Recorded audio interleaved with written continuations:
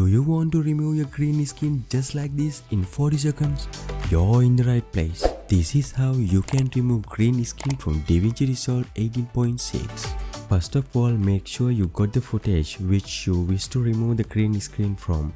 And then you also got the video which you probably want to have behind it. So in this case, here I'll go and add the video which I wish to have behind the green screen. And then what we need to do is go and add the video which we want to remove the green screen from, which is this one here. So I'll go and drag it in.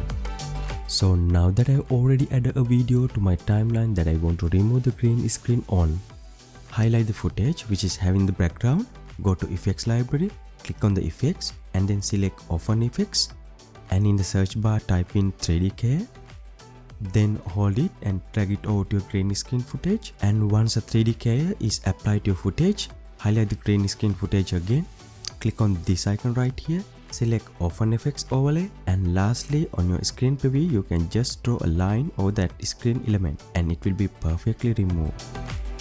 If your image ends up with a green residual outline, you can remove it by going over to effects and adjusting the spill option.